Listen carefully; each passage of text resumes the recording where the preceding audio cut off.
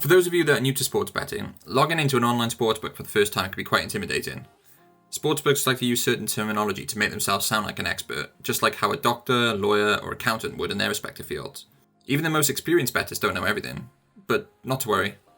This video will explain all the sports betting odds and betting terms you need to know. Stay tuned.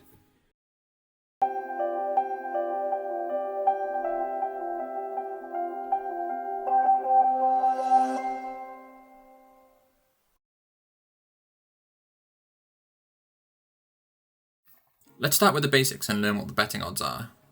Basically, betting odds tell you how much you can win on a bet. The numbers are balanced by the sportsbooks to ensure that they get enough action on either side of the betting line. Betting odds are displayed in the following three formats: American betting odds, fractional betting odds, and decimal betting odds. Sportsbooks will set a default format to your betting account based on your location, but most allow you to change them based on your personal preference. You can either switch the odds to your preferred format inside your online sportsbook directly, or you can use an odds converter tool like the one on our website to quickly get your desired odds. Okay, so now we know each of the three formats, let's look at them in more detail and understand what they mean. We'll start with American odds. Here's an example of some odds for a UFC match in the American odds format. American odds demonstrate two things. One, how much you must wager to win 100 units, indicated by the negative sign. Or two, how much you will win from a 100 unit wager, indicated by the positive sign. Let's assume we bet in $100 units to make things easy. In this example, if we think Burns is going to win, then we will win $150 from a $100 bet. On the other hand, if we think Woodley is going to win, then we must wager $175 to make $100. The positive and negative numbers using the American odds format make it simple to determine which competitor is favoured to win.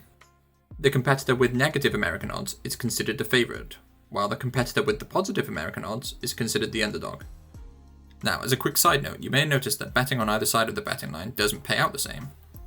In other words, instead of the line being, in this case, plus 150 and minus 150, the odds are set at plus 150 and minus 175. The difference in these two numbers is called the juice or the VIG. It's the amount the sportsbook charges you for taking your bet. VIG ensures that sportsbooks always make some money from bets. The greater the VIG, the less value in that bet, so do some line shopping and find a sportsbook with as little VIG as possible for your bets. Okay, now let's look at decimal odds. Also known as European odds, decimal odds are displayed in a decimal format. They are different from American odds as they display the total money returned rather than just the profit. Here's that same UFC match, but this time showing the odds in the decimal odds format. To calculate the total money returned, simply multiply your stake by the decimal odds shown. So, if we were to bet $100 on Burns, our total payout would be $100 multiplied by 2.5, which equals $250. Now, in terms of who's favoured to win, generally speaking, if the number is smaller than 2.0, they are considered the favourite, and if the number is greater than 2.0, then they are considered the underdog. Okay, now let's take a look at fractional odds. Fractional odds, aka British odds, are typically written with a slash. For example, a fractional listing of 2 to 1 would mean that you would win $2 against every $1 that you wager, in addition to receiving your $1 back, i.e. the amount that you wagered. In other words, this is the ratio of the amount won to the initial bet, which means that you will receive your stake in addition to the profit. So, in the UFC example, if we wanted to wager $100 on Burns at 37 to 25, we would receive our $100 stake in addition to the $148 profit, resulting in a total return of $248. In terms of determining who's considered the favourite to win, just look at the numbers on either side of the fraction. Generally speaking, if the numerator is smaller than a denominator, then that competitor is considered the favourite. Likewise, if the numerator is bigger than a denominator, then that competitor is considered the underdog. Okay, so now we know what the different types of betting odds are and how to read them, let's apply this knowledge to the main betting markets. There are three major bets available in sports markets: the moneyline bet, the point spread, and totals. Let's start with the moneyline, the most popular way to bet on sports. A moneyline bet is a sports betting wager on which the competitor will just win the contest. It doesn't matter how they win, by how many goals, or how long it takes for them to win. The only thing that matters for a moneyline bet is that they win. The UFC odds we showed earlier was an example of a moneyline bet. All you have to do is predict the winner. It's as simple as that. Now, there are two main reasons why both professionals and casual bettors both love to make moneyline bets. First, as already noted, they are incredibly easy to make. The chances of making a mistake with a moneyline bet are a lot lower, and there is often a lot of value that could be found from plays that may go unnoticed. Anyone can pick a winner from a sporting event. All that remains is deciding whether the risk is worth the reward. Secondly, and this was briefly touched on above, it's a lot easier to find value from the markets. You don't have multiple layers of complexity to sift through to see if your prediction will make you money over the long run. With some simple mathematical calculations, you can figure out whether or not there's value in the bet. Next up is the point spread, and it's the second most popular way to bet on sports.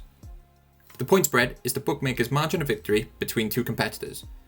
They determine the favourite and by how many points before releasing the lines. More specifically, a point spread bet is a wager in which you bet which team is going to outperform their expected performance. The sportsbook will set a line based on how well they think each team will do during the game. You then choose which team will perform better than that set line. Betting on the point spread is usually reserved to sports and leagues with high-scoring games like the NBA and the NFL. Here's an example from an NBA game between the Denver Nuggets and the Boston Celtics.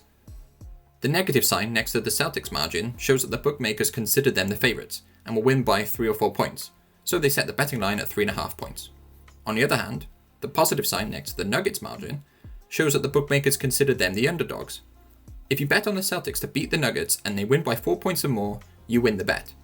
This is what's known as covering the spread. However, if they lose or they win by 3 points or fewer, you lose the bet. On the other hand, if you bet on the Nuggets and they lose by fewer than 4 points, you win the bet. You also win the bet if they beat the Celtics. However, if the Nuggets lose by 4 points or more, you lose the bet. Sportsbooks use half-point lines to avoid a tie scenario, i.e. when the margin of victory lands on the betting line. In the event that the line is not set to half a point and the match finishes with the margin of victory equal to the betting line, you do not win the bet, but your original stake is refunded. Finally comes totals betting, the third most popular way to bet on sports. Also known as over-under betting, a totals bet is a wager on the total number of points, goals, or runs scored in a game. Now this bet is not related to the actual result of the game, meaning that it does not matter who wins or loses. It's what makes it different from betting on the money line and the spread. It also doesn't matter if one team scores all the points. All that matters is the total number scored. Here's an example from an NBA game between OKC and the Grizzlies. As you can see, the bet itself doesn't contain the two competing teams, only the number of points. Now, in this example, the sportsbook thinks that there will be 217 points scored.